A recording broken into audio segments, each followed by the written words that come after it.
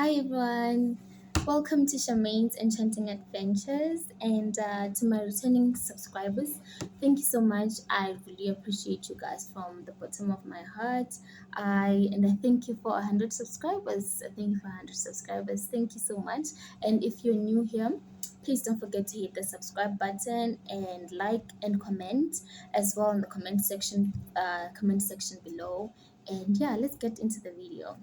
So, Charmaine's Enchanting Adventures is a channel that we're going to be exploring debate, mostly debate stuff, debate tournaments, in-person debate tournaments, um, debate interviews with prominent debaters in the debate community. We're looking forward to that as well. What else?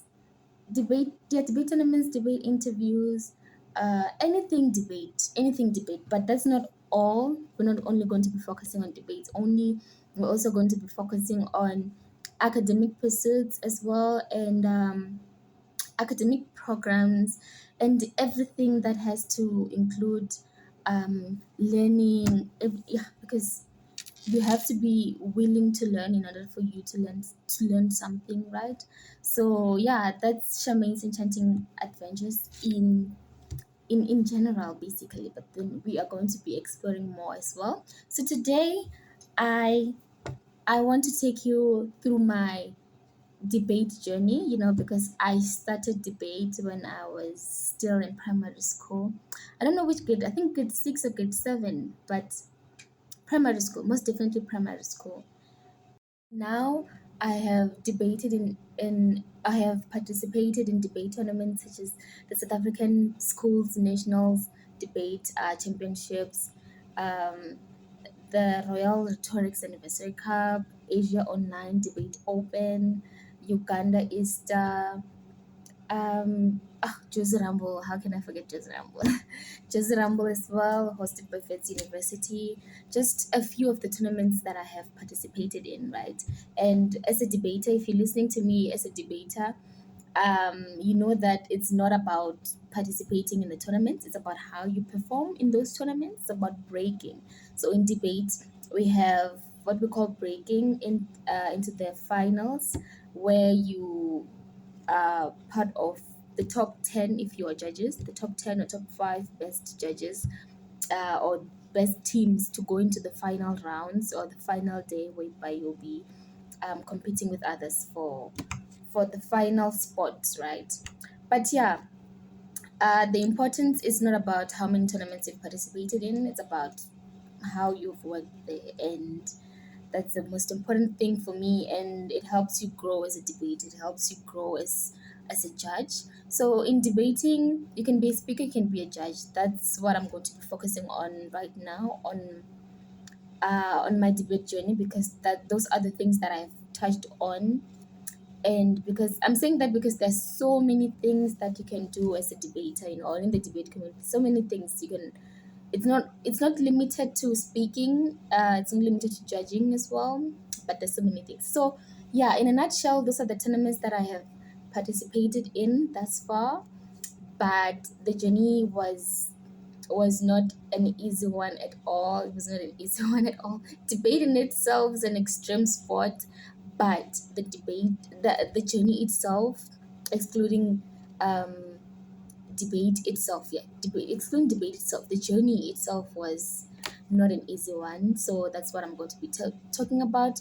And we'll start with how it was when I first started in primary school, and then yeah, up to right now where I am, which by the glory of God, I am able to experience all this, and I'm able to get the kind of exposure that I do.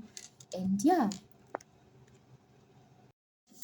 so when I started out in primary school, it was not about, oh my God, I love debate, I want to do debating and stuff. No, I don't remember it as that. Okay, so the thing is, I was a good performer when it came to English subject, right? I used to perform. I still do. I like to believe so. I still do. So because of that, when they used to be competitions, like schools competing in the same circuit or in the same district, the our teachers would usually get students or learners who perform better in English, right? Not because we were good debaters, because there's a huge difference between knowing English or being good in English and being a good debater. A huge difference. At least I like to believe so. There's a huge difference. So back then, they wouldn't check if you're a good debater or anything. They would just come to you just because they know that you are good in English, and that's how they will select you. And then you train at school before going to compete with others. So from the trainings at school, they'll select the best learners or the best debaters that they think. And surprisingly, I was a good debater. I don't know how, but I was, right. And they would select maybe three, because back then we were only used to what's this called? It's called World Schools Debate Format. No, it's World Scholars, not World Schools. World Scholars. We were only used to that one format. And when I came to university, I was introduced to British parliamentary format, Asian parliamentary format. What else? World Schools format as well, similar to World Scholar, but I didn't know it in that way in a way that I do now. But yeah, so World Scholars format that we were doing back then only required three people per team, and so they would choose three or four with the reserve, just in case. The four people per team, and then we'll go and represent the school. And if we were lucky enough to win, we would go and represent the circuit. Right, our circuit was called is still is Mchundu this circuit. And I forgot to make a shout out to my school, my former school. I attended New Generation Girls Academy, located in Mukura, and that's where my debate journey started. So yeah, shout out to New Generation. And so I remember this one time we went to compete with.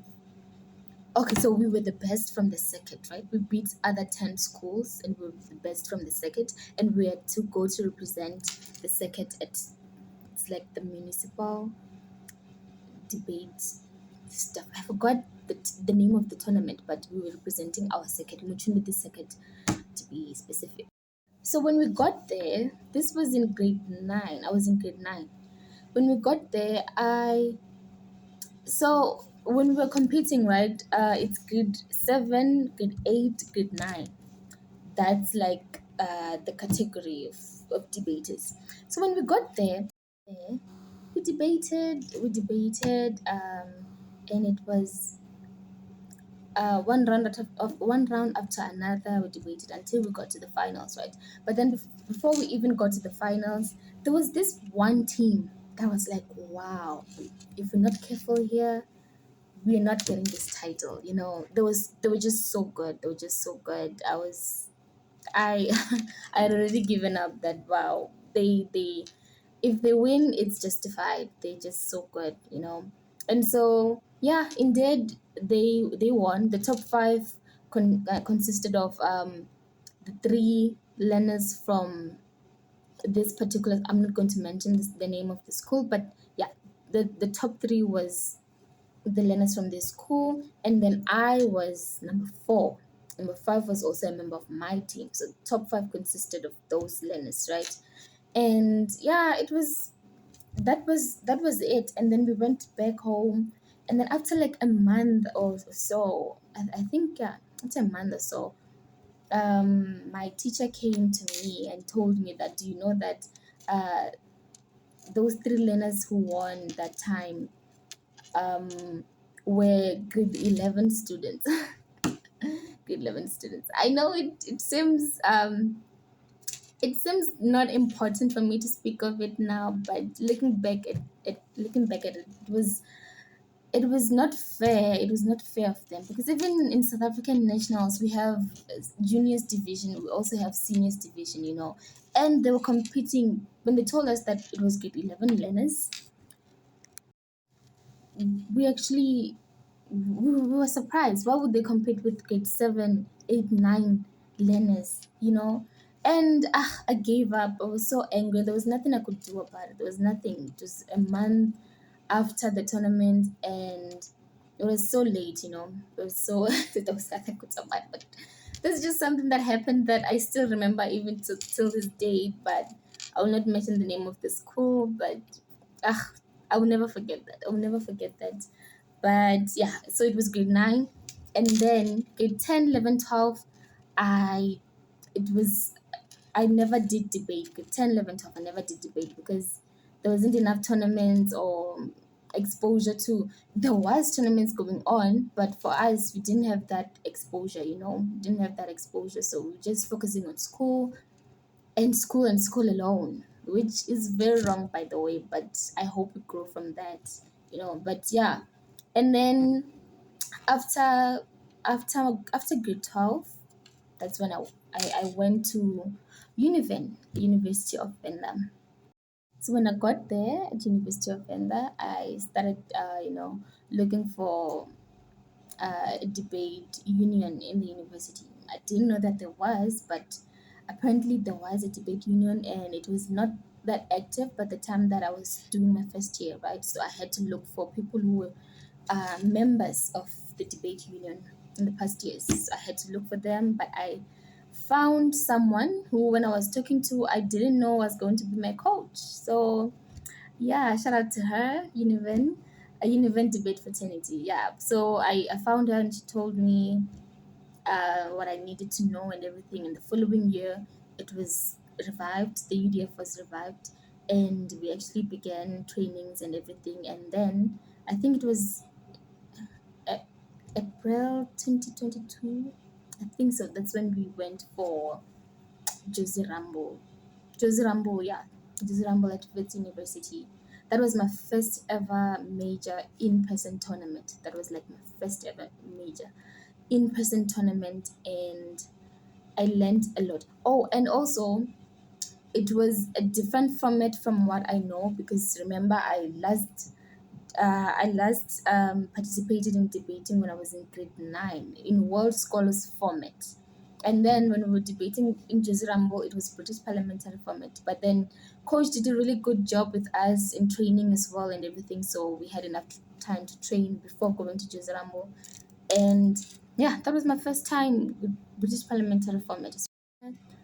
Um, it was, I think, 4 or 3 rounds per day because it was 3 days for the tournament.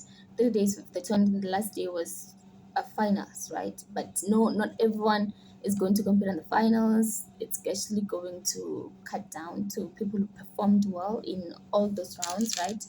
But then, yeah, I and my partner didn't go to the finals. We didn't go to the finals, but especially because it was our first major tournament. What for me it was, I don't know if it was for my partner though, I forgot, but for me it was. And as much as we didn't go to the finals, I felt like, this is such a huge achievement already for me to be able to participate in a debate tournament.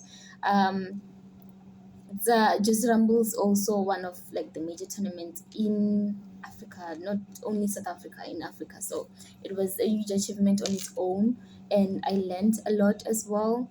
And this will have to be on another video as well, like my experience in debate tournaments. I don't want to put it here, but I will also make a video about, oh wow, the most embarrassing moments when I was debating and everything. Oh wow. But yeah, in another video. And with Jizzy Rumble, Jizzy Rumble was basically an experience for me.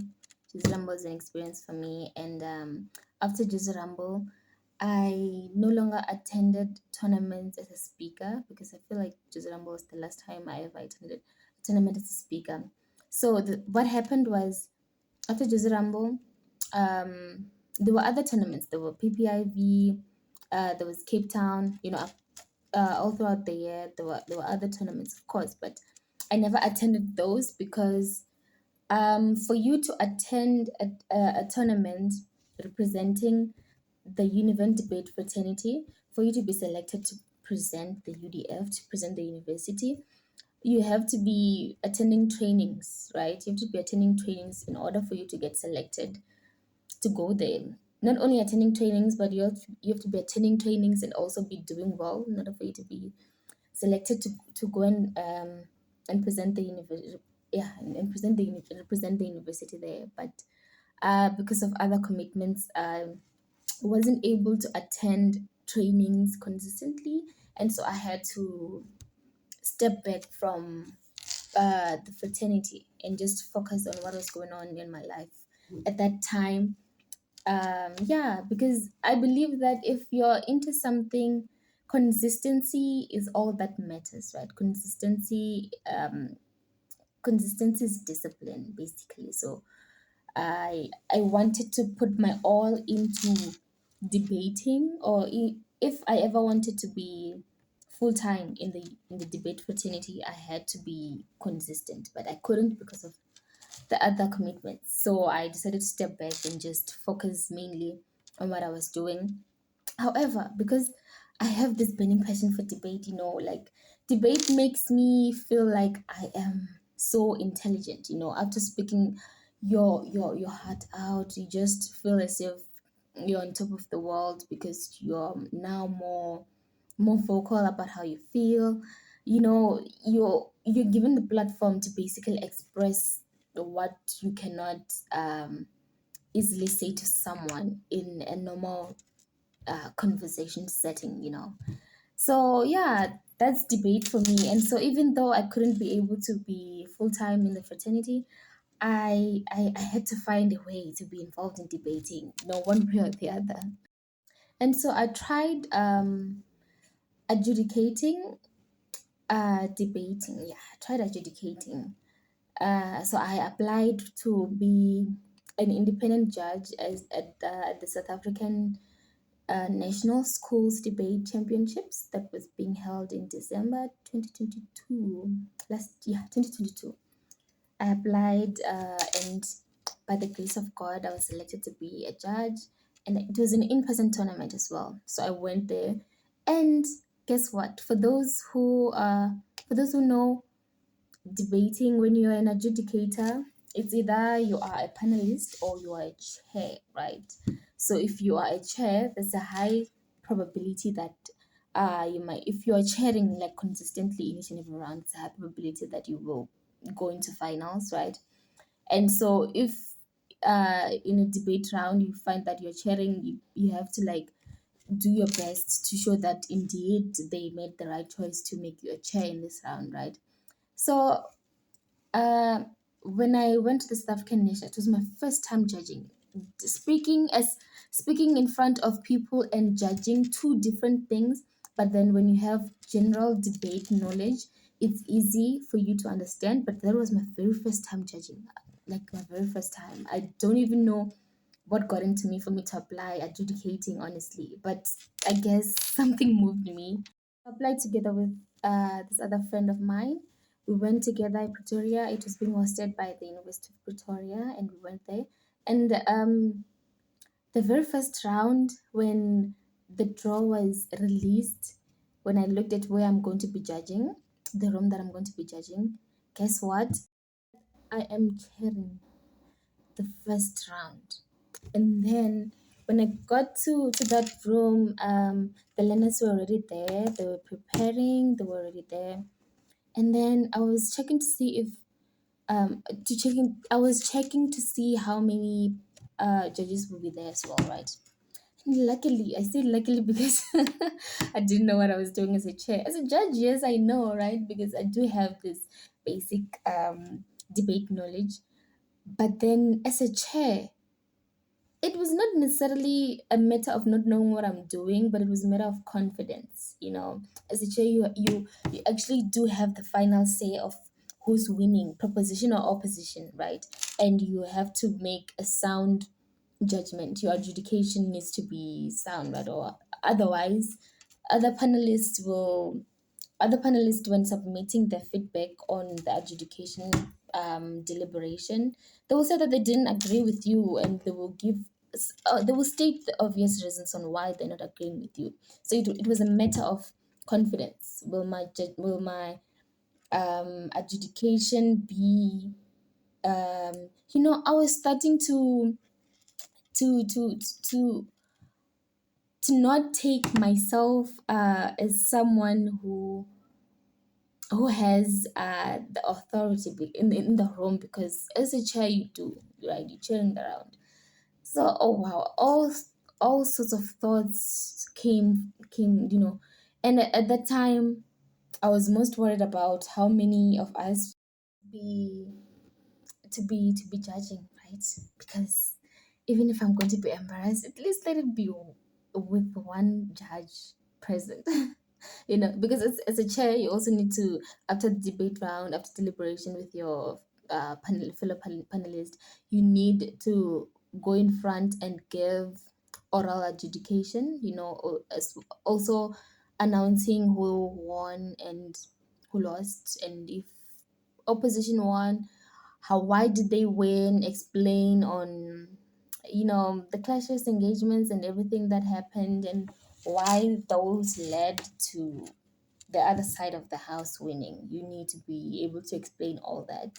And that was my first time doing it, because remember, I didn't at that time, I didn't have any adjudication training. I only had speaking training. Speaker, I was only trained as a speaker, right? So I feel like it was only by the grace of God that I was able to. I don't even know how I got through that, because I chaired the first round, and then the second round I was chairing as well. So I was like, wow, because I feel like uh, for you to chair the next round, you need to have like great feedback from your other judge as well, when they submit the ballot, when they submit the feedback on the tab there. So yeah, for you to chair again. So I was chairing. I think I chaired three full rounds in the entire tournament. But that was something for someone who's judging for the first time, and I learned a lot. I learned a lot, and I actually got to see what it feels like to be on the other side of the table now. And the good thing is that when you're on the other side of the table, you're judging. When you go back to the other side of the table, when you're now a speaker again, you actually have a sense of what the judges might be looking for. You actually have a sense of how to maneuver with having like a strategic speech or a strategic rebuttal, or in your own, or in your engagements with POIs, raising POIs, or in the way that you come up with a speech as a rebuttal speech or anything of the sort. But you actually have now experience of both worlds, and it's now more easy for you to take control, and when you're actually bringing up your argument. So that's one thing I wish all debaters knew. I wish that if you are now a speaker, try by all means to also venture into adjudicating. That gives you so much growth as a speaker. As a speaker, I mean, at least for me, it has. But I wish every debater knew this. When you're on the other side of the table, you actually have so much open-mindedness on how these things go. So from South African nationals, that was my very first time adjudicating. And then from there onwards, I actually got to apply, because after South African nationals, I actually got to be like, wow, this is actually great. I'm actually enjoying adjudicating more than I enjoy speaking. So I was finding myself. So I was discovering myself. So I just decided, no, let me try again. And then I applied for Royal Rhetorics Anniversary Cup, and that's when I made my first break. That's when I made my first finals. I was a finals judge. I judged semifinals, and that was my first time breaking as a judge. It felt good. I won't lie, it felt good.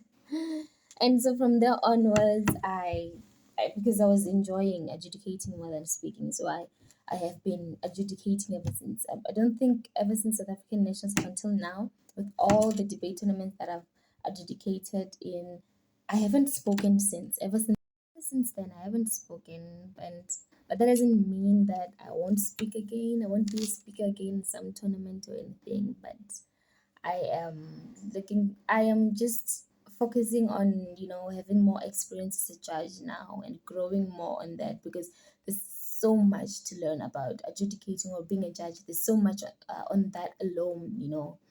Um, so I'm just trying to grow more as a judge for now. And whenever I get the chance to apply as a speaker, I will do that as well. But then judging has been great, has been amazing, has been confidence boosting as well, knowing that you're the one who's going to decide who's going to win. Of course, with the other, with adjudication from the panelists as well, if you get to be a chair, right? But it's something that I wish everyone could experience, in their lifetime. Dating for me is life. That's where I am at the moment, and I pray for more growth and more knowledge as well, and on this debating journey of mine. But the grace of God, that will be possible. So we thank God, right? So I would really just advise everyone, to, whether you're into debating or not, just have something that keeps you going, something that you look at it and you're like, um when I wake up, I see myself doing this. I see myself enjoying this. So have something that you're passionate about. It can be anything. It can be anything. Anything that aligns with your values, anything that aligns with your dreams, your future goals, anything that aligns with that. Just go for it. It's never too late. Go for it. And if you're focused if you're focused on making it, then you can do all things through Christ who strengthens you, right? So don't be afraid. Just go for it. Go for it. And yeah, I give God all the praise for how far I've come with debating, especially knowing that I love debating, but I didn't have that much exposure, to the debate community. But then coming into university, and then I have, trainings from the Univen Debate Fraternity, trainings, especially with British parliamentary format. I'm so grateful for that opportunity as well. And now I look forward for future tournaments, for future debate growth, and everything. Thank you so much, guys, for watching. Thank you so much for watching. Please don't forget to comment below and ask any questions that you may feel the need to, get clarity on, and I will answer that in the comment section, or just make a video on it if needs be for that particular question. So feel free to put your minds out on the comment section. And thank you for watching.